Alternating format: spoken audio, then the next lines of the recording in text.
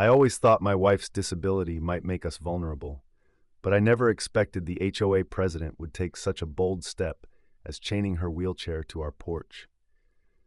It was hard to imagine how people would react when they learned that this disabled woman they had been mistreating was about to change the very laws they had been misusing. Have you ever been in a situation where unexpected support came from an unlikely place? Just 4 days into our move to Pinecrest Gardens, I was unpacking boxes in the kitchen when a loud knock at the door startled me. 3 quick taps that made my heart race, certainly not what I expected after such a short time in our new home. When I answered, I was greeted by a woman with neatly styled blonde hair and a bright red blazer. Her smile seemed friendly enough, but it didn't quite reach her eyes. "Hi there, I'm Deborah Morgan, president of the Pinecrest Gardens Homeowners Association," she said, extending her hand, perfectly polished nails matching her jacket. "You must be Mr. Taylor." I shook her hand. "That's right, James Taylor. We're still getting everything set up."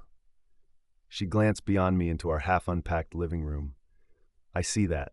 I won't take up much of your time. I'm here to officially welcome you to our community and get you signed up for the HOA. She produced a thick folder from her designer tote and handed it to me. When I didn't immediately accept it, her smile dimmed slightly. "These are the membership papers. It's mandatory for all homeowners in Pinecrest Gardens," she stated. A frown crept to my face. "Mandatory? Our realtor didn't mention anything about an HOA, and there's nothing in our closing documents." Her smile tightened. "It's a recent rule change voted on by the board last month. The monthly fee is only $350. $350? That seems quite steep," I replied, unable to hide my surprise. "It covers landscaping, community events, and property value protection," she quickly added. "Our neighborhood boasts the highest home values in the county due to our strict standards." Just then, I heard the soft whir of my wife's motorized wheelchair approaching. "James, who is it?" Sarah called as she rolled up beside me. Her long brown hair was pulled back into a ponytail, and although she looked a bit tired from the move, there was an air of curiosity about her. I turned to Deborah and said, "This is Deborah Morgan from the HOA. She says we need to join." Sarah offered a warm smile. "Nice to meet you. We're really excited to be here.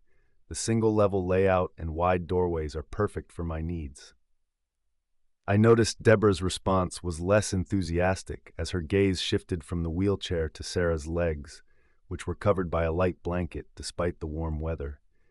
It was clear there was more to this interaction than just a simple welcome. We hurried to the front entrance, where we had recently installed a small ramp over a single step. If you've made it this far and are enjoying the drama of these HOA stories, you're not alone. Don't miss out on the rest of the story. Hit that subscribe button and stay tuned for even more shocking twists. Deborah, our HOA representative, stood with her lips pressed into a thin line. "Any exterior modifications need prior approval from the architectural committee," she said slowly, eyeing the ramp. "I don't see any approval forms for that." I explained that we had installed it the day before to help Sarah get in and out safely. "You'll need to submit formal paperwork," she replied. "The committee meets monthly to review such requests." As she pulled another form from her folder, she added, "Speaking of modifications, I noticed your mailbox isn't the standard model and your house numbers aren't in the approved font or size." Sarah's smile faded. "We haven't had time to replace those yet," she said softly. "I understand," Deborah replied, though her tone suggested she didn't. "But we have standards here. It's what keeps our community looking so nice." I felt a knot tighten in my stomach. Our fixed income was already strained by Sarah's medical expenses, and adding $350 monthly for dues would be tough.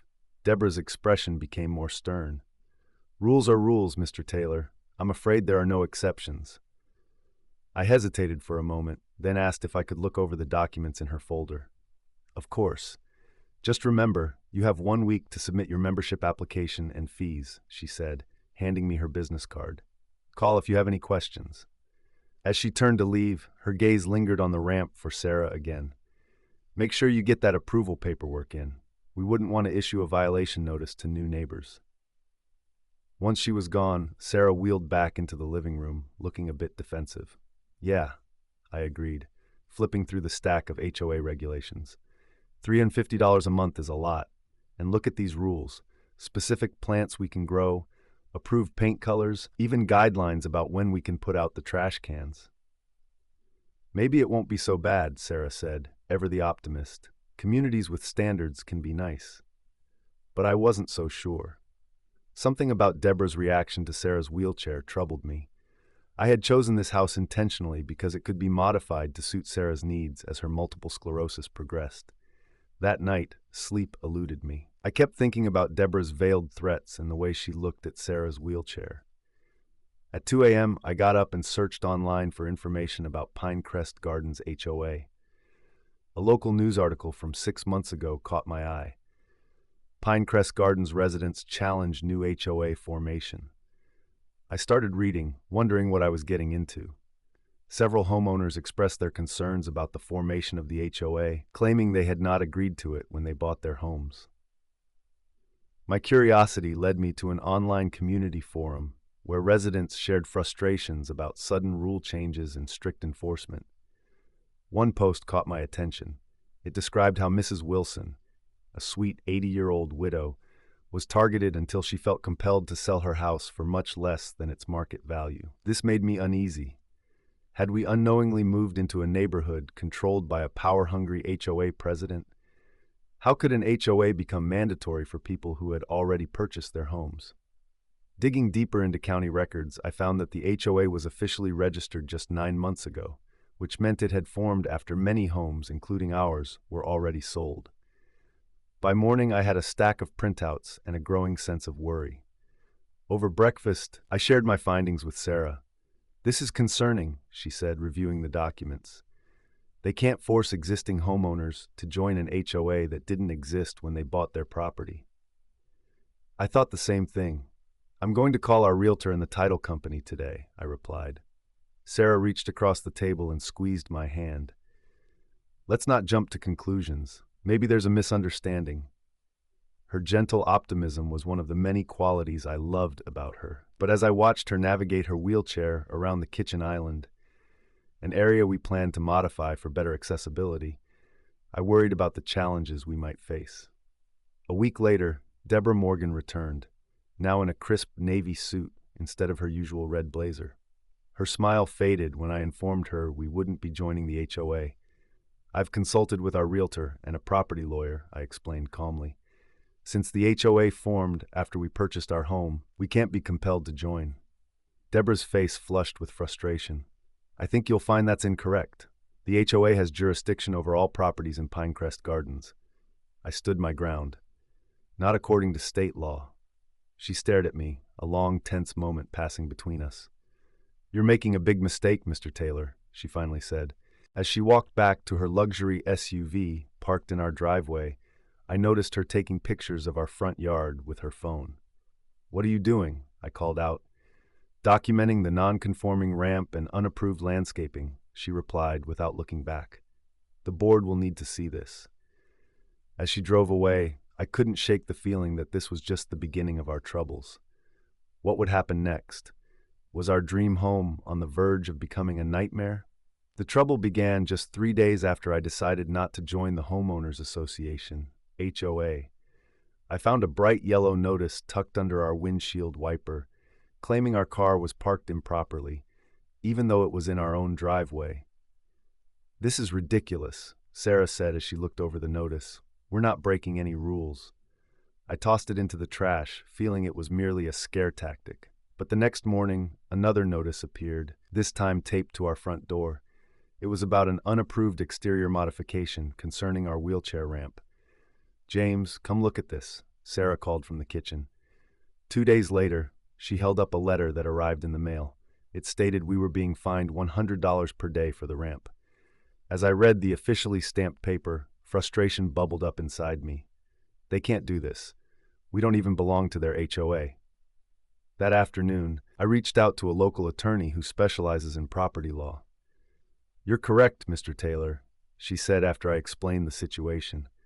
"They can't force you to join an HOA created after you bought your home, nor can they fine you for disability-related modifications."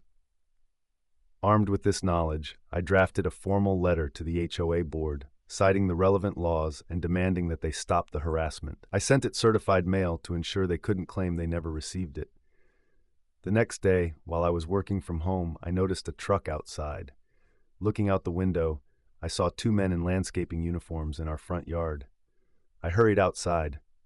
"Excuse me, what are you doing?" I asked. "HOA orders," the older man replied, barely glancing up from his clipboard. "Your lawn exceeds the height restriction by a quarter-inch. I didn't authorize any work, and we're not part of the HOA," I said firmly. The man shrugged. "Lady who hired us said you'd say that. Told us to do it anyway." "Get off my property now," I insisted, pulling out my phone to record the interaction. "This is trespassing." They left, but not without one of them muttering, "Good luck in this neighborhood, buddy." That evening, Sarah's physical therapist, Angela, came over for their usual session. While they worked in our living room, a police cruiser pulled up outside. An officer knocked on our door. "We received a complaint about an illegal business being operated from this address," he said. "Illegal business?" I repeated in disbelief. "My wife is having physical therapy for her multiple sclerosis." The officer looked uncomfortable. "Someone reported regular clients coming and going." "That's absurd," I replied, inviting him in to see for himself. "Angela is a licensed professional, offering necessary therapy, not running a business. A licensed physical therapist visits our home weekly to help my wife maintain her mobility." Angela, our therapist, verified her credentials to an officer who had come by, and he left after apologizing for the disturbance. "This situation is spiraling," I told Sarah. "It feels like someone is watching us and making false reports." At first, Sarah's usual optimism started to dwindle. "Maybe we should just join their HOA to make this stop," she suggested. I shook my head. "No, that's exactly what they want. They're trying to bully us into compliance." The next morning, I was jolted awake by loud banging on our door at 6:15 a.m. A man in a uniform stood on our porch, announcing he was there for a noise complaint inspection. "What noise?" I asked, still in my pajamas. He mentioned reports of loud machinery running all night. "That's ridiculous," I replied. "The only machinery we have is my wife's medical equipment, which makes hardly any noise." Just then, Sarah appeared behind me in her wheelchair. "What's happening, James?" she asked. The inspector glanced at her chair, narrowing his eyes. "Is that electric? It could be the source of the noise." I felt my anger rising. "It's a standard motorized wheelchair," I explained. "We were both asleep all night, so nothing was running." He made a note on his clipboard. "I'll need to inspect the chair." "Absolutely not," I said firmly. "You have no right to enter our home or inspect my wife's medical equipment. Please leave our property now." Once he was gone, I decided to install a security camera at our front door. It seemed like we might need proof of this ongoing harassment. That night, we were watching TV when the power suddenly went out. The house fell into darkness. "Stay here," I told Sarah, grabbing a flashlight. "I'll check the breaker box." To my surprise, the breakers were fine. Looking out the window, I noticed that every house on the street still had power. Only ours was dark. I called the power company's emergency line. "We'll send someone out," the representative assured me, adding that it was strange since their system showed no outage at our address. 2 hours later, a utility worker arrived. "Someone tampered with your meter," he explained after inspecting the box on the side of our house. "It was switched off manually. This isn't something that happens by accident." As he restored our power, I felt a chill that had nothing to do with the night air. It was clear someone had intentionally cut our electricity. The following day, we received 3 more violation notices regarding improper garbage disposal. Unapproved window coverings and bulky medical equipment were visible from the street, which Sarah interpreted as harassment. Her voice trembled as she expressed her fears, saying they were targeting us because of my disability. I knew we needed to keep a record, so I started gathering all the notices and taking photos. Later that afternoon, while I was mowing the lawn, I noticed Deborah Morgan walking by with 2 other women. They stopped right in front of our house, and I overheard Deborah say, "It's such a shame. This neighborhood used to have standards." One of her friends chimed in, mentioning they'd heard we were running some sort of medical facility, adding that it should be illegal in a residential area. I turned off the mower and decided to confront them. "Excuse me, but but we can hear you. If you have concerns, you should talk to me directly."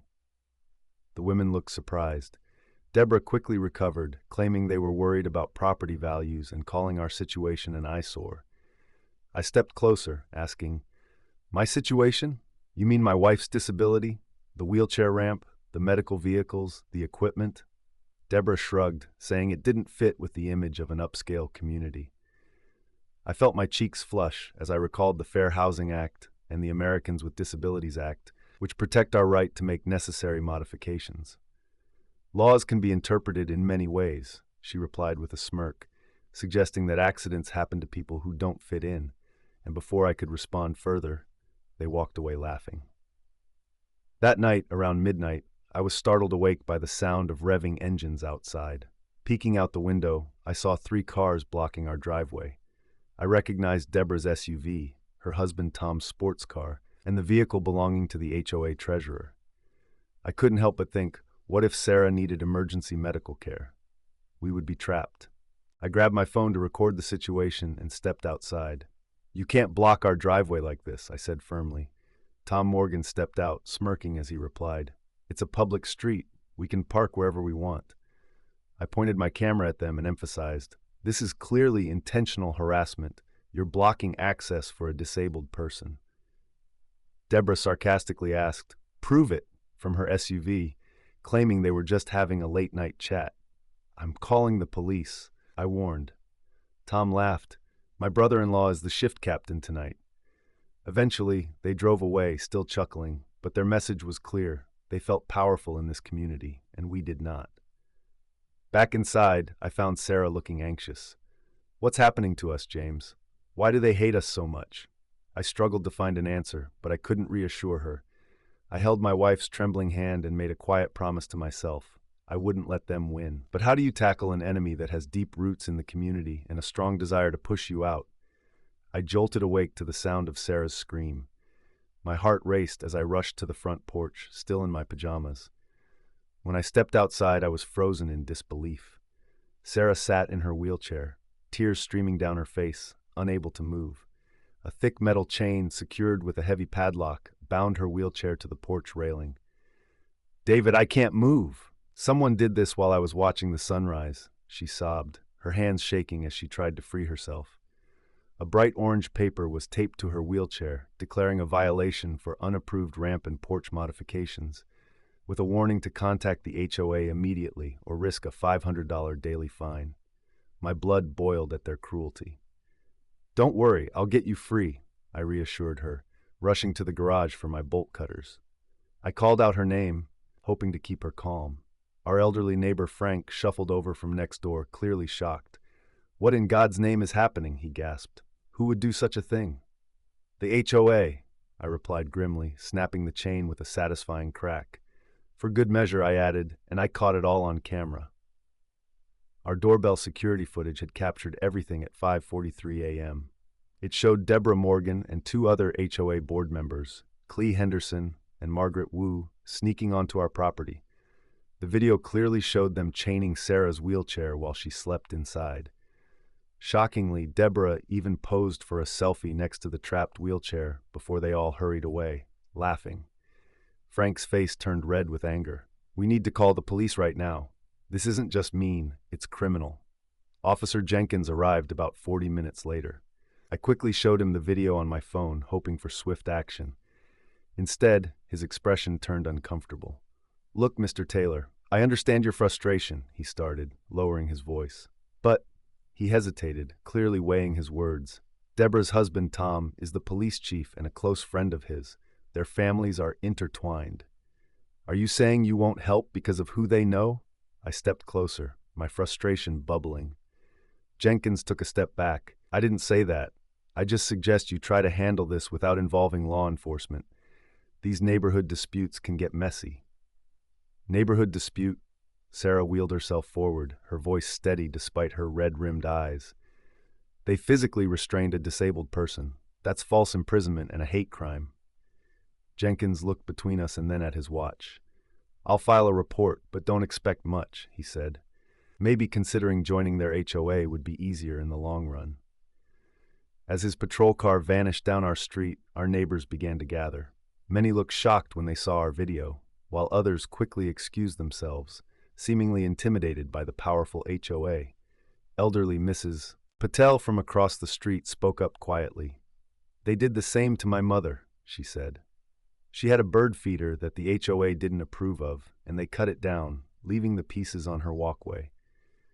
She ended up falling and breaking her hip, and, just a month later, sold her house to Deborah's brother for half its value." As we continued to talk, more stories surfaced from others in the crowd. The Washingtons had their children's basketball hoop taken away, and the Garkas found their cultural garden ornaments destroyed. Each incident seemed to follow a similar pattern. Refusing to join the HOA led to harassment until they left the neighborhood. Frank shook his head. "Why doesn't someone stand up to them?" "Because Deborah's brother-in-law is Judge Wilson," another neighbor said quietly, "and her cousin runs the local newspaper. It's a tough fight." That evening, as Sarah finally drifted off to sleep, the power suddenly shut off. I called the electric company, only to find out that someone had requested our service be disconnected due to dangerous wiring violations. They told me it would take 3 days to restore power unless we paid a $1,000 rush fee. With Sarah's medication in the refrigerator, I felt a sense of urgency. In our darkening living room, I watched headlights from cars sweep across the walls. One vehicle slowed to a stop in front of our house. Peering through the blinds, I saw Deborah Morgan taking pictures of our dark home with a smug smile before driving away. That moment sparked a decision in me. If the system wouldn't protect us, I needed to find another way. I grabbed my laptop and powered it with our car battery. I dove into researching everything I could about Pinecrest Gardens, the HOA, and Deborah Morgan. The discoveries I made in those dark hours began to reveal that sometimes the people who believe they hold all the power have more to hide than they think. Determined to uncover their secrets, I pushed through fatigue, having not slept in 36 hours. My eyes burned as I navigated every public record available on Deborah and the Pinecrest Gardens HOA, using my phone as a hotspot while my laptop hummed with potential revelations. "David?" Sarah called softly from the bedroom. "Are you still up? I found something." I felt a rush of excitement as I replied, my voice wavering a bit. "You need to see this." She wheeled herself into the living room just as the first light of dawn started to break. With the power out, we had moved her medications to a neighbor's refrigerator. Frank had even run an extension cord from his house to keep her medical equipment running, but the HOA had already sent him a violation notice, threatening fines. "Look at this," I said, turning my screen toward her. I requested the HOA's financial records through a public information request. They're a nonprofit, so they have to file tax forms. Sarah squinted at the screen. "What am I looking at? Last year they collected over $850,000 in dues and fines from residents, but only $47,000 went toward actual neighborhood improvements." I scrolled down to show her other details. The rest went to a company called Morgan Family Holdings. That's Deborah's company, technically her husband's, but look at what they bought. I pulled up property records listing 3 vacation homes in Florida, a yacht, and a line showing their salaries as HOA consultants at $250,000 each.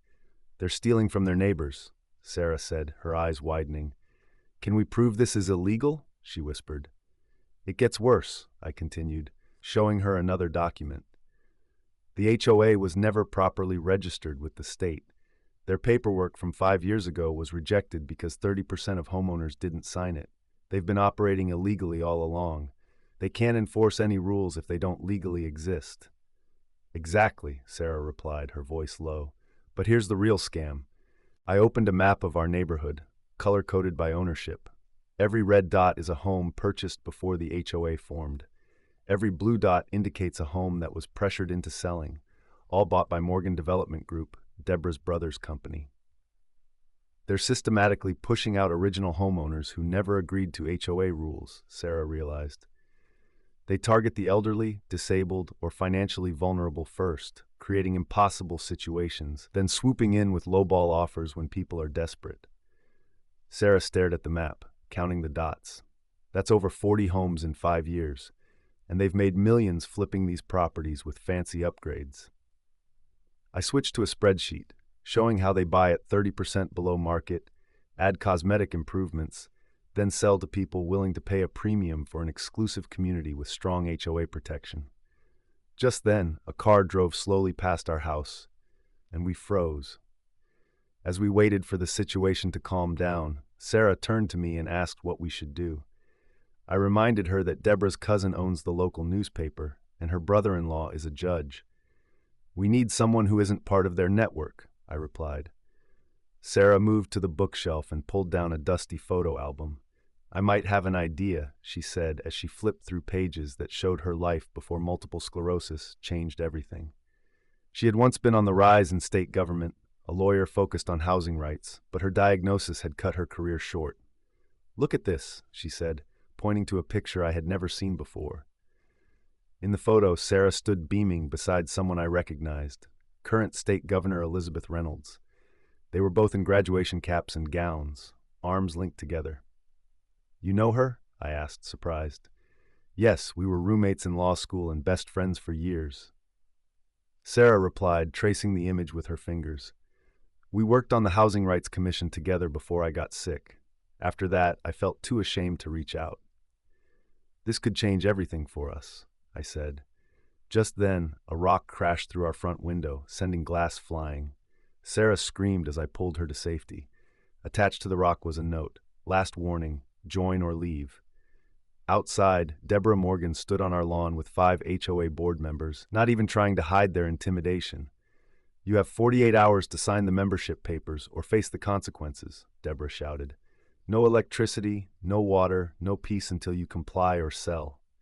I stepped onto the porch, my phone raised to record. "You're breaking multiple laws right now: trespassing, vandalism, harassment," I stated. Deborah laughed. "And who's going to stop us? Your friends at the police? Good luck with that." As they walked away, Tom Morgan shouted back, "By the way, your wheelchair ramp will be removed tomorrow. HOA regulations won't allow permanent structures without approval." Once they left, I turned to Sarah, trembling with anger. "They're going to trap you inside our house."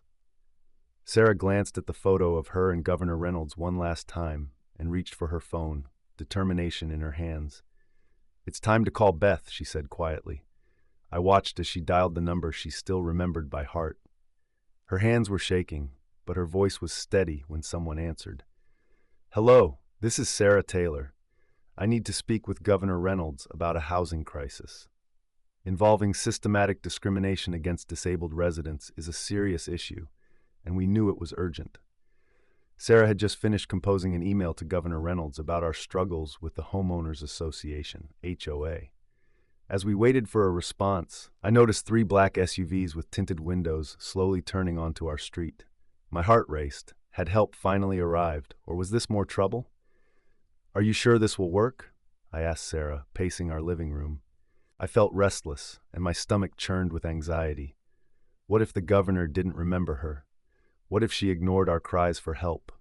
I glanced at Sarah, who was tapping her fingers nervously on the armrest of her wheelchair. When an email notification pinged, it startled us both. Sarah opened it with trembling hands. "Oh my God," she whispered, her voice shaky. I hurried over to read over her shoulder. To my astonishment, not only did Governor Reynolds remember Sarah, but she also wanted to meet with us the next day. "This can't be real," I murmured, looking at Sarah, whose eyes were filled with tears. "It is," Sarah replied, recalling how Governor Reynolds had always kept her promises. That night felt endless. I found myself constantly checking the windows, worried that Deborah or her allies might be watching us. By morning, we both looked exhausted with dark circles under our eyes, but a strong sense of determination fueled us. At exactly 9 a.m., an unmarked black SUV pulled into our driveway. 2 men in suits scanned the property before a woman stepped out. Governor Elizabeth Reynolds, dressed casually to blend in. "Sarah Taylor," she greeted, hugging my wife warmly. "I've missed you." For the next hour, we shared everything with her. Videos of the wheelchair chaining, copies of the false violation notices, photos of HOA members blocking our driveway, and all the evidence of harassment we had gathered. As she reviewed the documents, her expression grew serious. This isn't just mean-spirited, she said. It's criminal. After making a quick phone call, within 30 minutes, 2 plainclothes state investigators arrived, followed by a tech team. We've been working on a case against corrupt housing authorities for months, Governor Reynolds explained. Your situation could break it wide open, but we need solid evidence of them breaking the law. One of the investigators spread out a map of our neighborhood. We think they're targeting specific homes to force sales. As we looked into the properties being bought through shell companies, I recalled my own experience with the Rion SE Arch. Deborah's brother's company had purchased 6 homes over the past year, primarily from elderly or disabled residents dealing with harassment from the Homeowners Association. Meanwhile, our tech team was busy at work, discreetly setting up small cameras around our property. They disguised these devices as ordinary porch lights and fixtures under the eaves.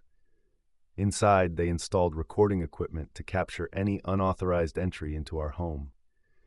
To draw out our foes, the lead investigator suggested we needed a bait. That's when Sarah leaned in with a spark of inspiration. What if she publicly resigned from her role on the State Housing Commission? I was puzzled. What Housing Commission position? I asked. The governor replied with a calculated smile, the one I'm appointing her to right now. Just hours later, news broke of Sarah Taylor's appointment to the State Housing Rights Commission, with an official ceremony set for the following week. They'll panic, Sarah explained. If I have that kind of influence, their whole operation is at risk. But I was still uncertain. Why would you resign? I inquired. I won't, she countered, but I'll leak information about a possible resignation due to personal issues at home. The governor nodded in agreement. This might force them to back off or push them to take desperate measures before we can turn my position against them. Isn't that risky? I asked, my unease growing. That's why we won't leave you unprotected, the governor assured me. From now on, my security team will monitor everything remotely. We'll also install panic buttons throughout your house. As night fell, the last piece of our strategy began to unfold. We drafted a formal letter to the HOA, printed on official state letterhead, indicating that we were exploring options concerning recent accessibility violations and harassment. Make sure Deborah has to sign for it personally, the investigator instructed. Send it by certified mail tomorrow. Later that evening, after the security team had departed and the governor's SUV was out of sight, I helped Sarah settle into bed. In the quiet, a nagging thought crossed my mind. What if this doesn't work? I whispered, concern edging into my voice. Sarah took my hand and assured me, it has to work. Think about how many other families might face what we've endured. I lay awake long after she fell asleep, startled by every noise outside, wondering what tomorrow would hold. Would Deborah take the bait, or had we just made ourselves an even bigger target? As the situation escalated, I sensed the urgency around us. I was jolted awake by the sound of car doors slamming shut, and as I grabbed my phone, I rushed to the window. 3 black SUVs were blocking our driveway.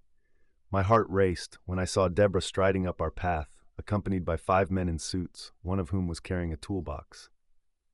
Sarah, they're here, I whispered, hurrying to help my wife into her wheelchair. Sarah's expression was steely, brimming with determination.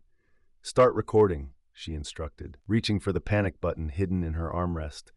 Just then, the doorbell rang, immediately followed by loud, forceful knocks. I quickly checked our hidden camera feed on my phone. Everything was functioning. Taking a deep breath, I opened the door just enough to keep the security chain intact. What do you want? I asked, trying to keep my voice steady despite my racing heart. Deborah's smile was unsettling. Emergency inspection. We've received reports of unauthorized modifications endangering the community. She thrust a paper through the narrow opening. I pretended to read it, buying myself a moment while our emergency signal reached the governor's office. This isn't legal, I countered. You need to provide proper notice for any inspection. Tom stepped forward, his tone assertive. The HOA agreement allows us emergency access. Open the door now, or we'll treat this as a violation. Behind them, the locksmith shifted nervously. Ma'am, I'm not comfortable with this, he muttered. You said you were the property owner locked out of your own house. Enough. Just do your job, Deborah snapped, her voice leaving no room for doubt. I quickly closed the door again, securing the chain. "I'm calling the police," I shouted through the door. "Go ahead," Deborah laughed, the sound cold and mocking. "Chief Morgan is my brother-in-law. Who do you think will respond?" Just then, Sarah wheeled up beside me, her demeanor shifting to one of authority. "Let me handle this," she said, her lawyer-like tone emerging firmly. I reopened the door, allowing Sarah to take a commanding position in front of me. "Deborah Morgan, you are currently attempting breaking and entering. Every word and action is being recorded, and I advise you to step away from my property immediately." Deborah's eyes narrowed, her anger palpable. "How dare you threaten me? By the time your precious ceremony occurs next week, you won't even live here anymore. So you've been monitoring my professional activities?" Sarah asked, feigning innocence, as she cleverly baited Deborah. "Everyone knows," Deborah spat. "You think your government connections scare us? We run this community, not some—" Tom stepped forward, wedging his foot in the doorway. "Enough talking. We're here to inspect, and you'll be signing these papers." He held up a stack of documents labeled Transfer of Property at Fair Market Value. "Take it, or things will get worse." "Are you threatening us?" I asked, my phone recording the encounter. "Call it what you want," Tom replied, his tone low. "Nobody says no to the Pinecrest Gardens Oversight Committee."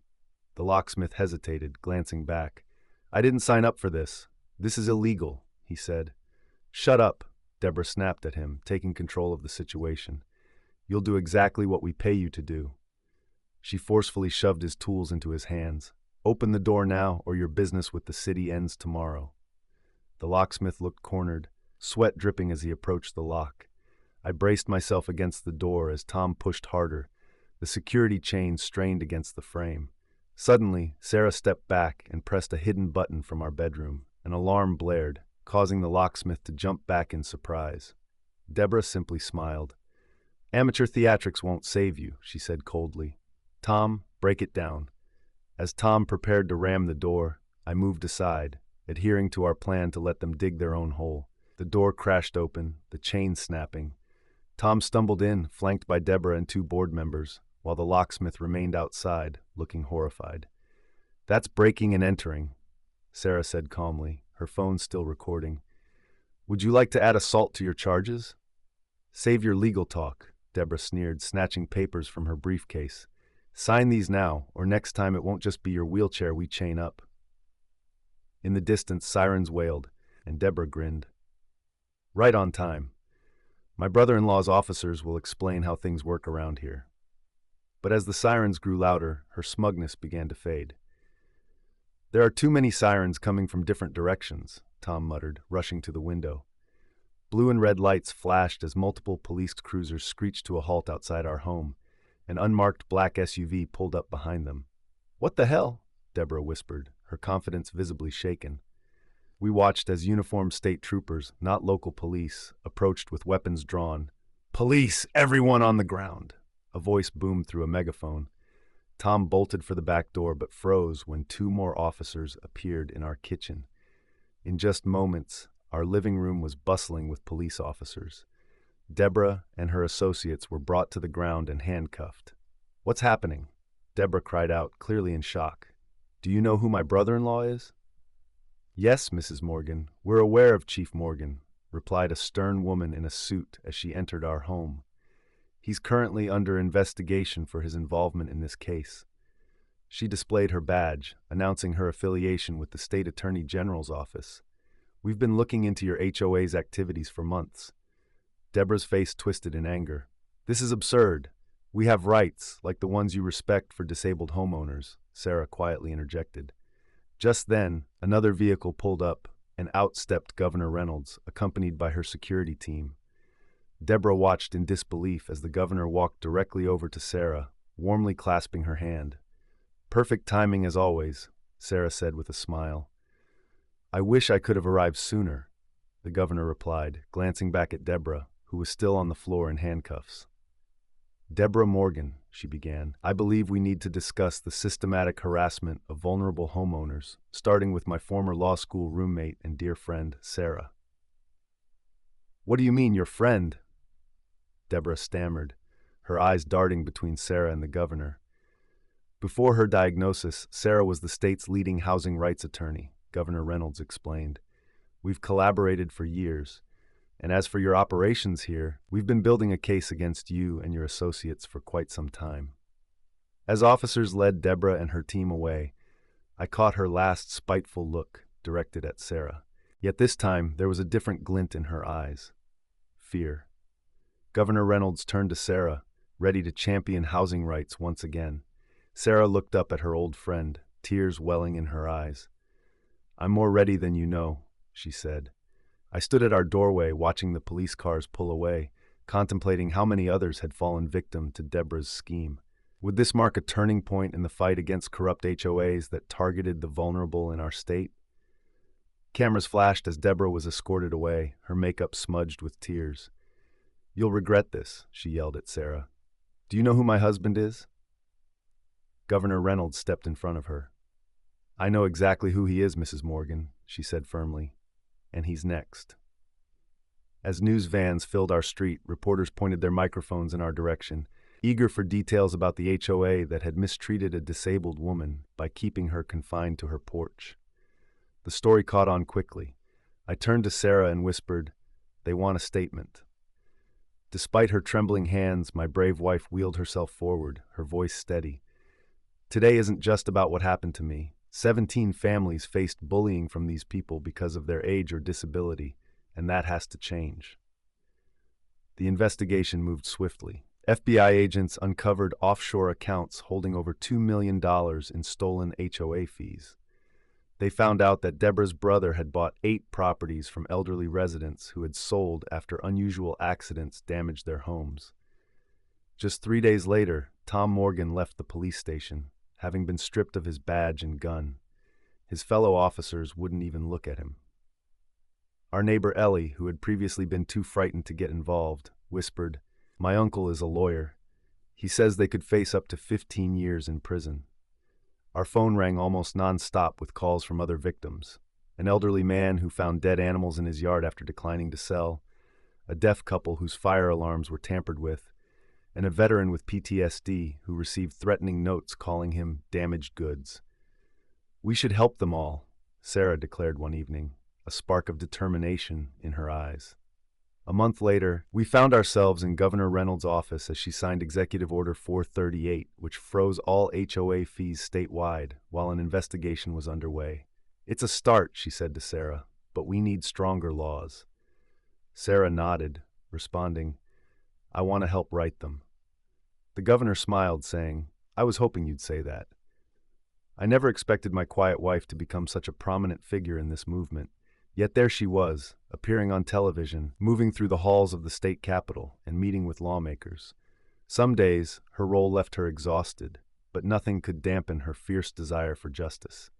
As months went by, Deborah and 5 other HOA board members pleaded guilty to avoid trial. The judge showed no leniency, stating, You preyed on those you saw as weak. He sentenced them to a minimum of 8 years without the possibility of parole. Later, Sarah and I discussed it, and she said, Did you see Deborah's face? She still can't believe I fought back. The new law brought significant changes. No HOA could be formed without unanimous consent from all homeowners, and existing HOAs now faced strict oversight, with criminal penalties for discriminating against disabled or elderly residents. They named it the Sarah Taylor Act. At the signing ceremony, the governor shared exciting news. As we headed home that evening, the neighborhood felt different. Rainbow flags and symbols of disability pride appeared in many windows, and people waved and smiled as we walked by. A moving truck was parked across the street where a young couple was helping their daughter, who looked to be about 8, navigate her wheelchair down a ramp. Welcome to Pinecrest Gardens, Sarah called out, rolling toward them. The girl's face brightened at the sight of another wheelchair user. You live here too? She asked. I do, Sarah replied with a warm smile, and you're going to love it here. Later that night, I found Sarah engrossed in an old photo album, looking back at pictures from before her diagnosis. Do you ever wish things had been different? I asked gently. She paused to close the album and said, I wish I hadn't felt trapped on our porch, but look at what came from it. She reflected for a moment before adding, Sometimes your biggest challenge reveals your greatest strength. The next morning, we received a letter from the state bar. They wanted Sarah to lead a new committee focused on disability rights law. "What do you think?" she asked, her eyes shining with excitement. I kissed her forehead and said, "I think Deborah Morgan made a big mistake challenging my wife. Who would have imagined that our quiet life would turn into a journey to protect thousands of vulnerable homeowners across the state?"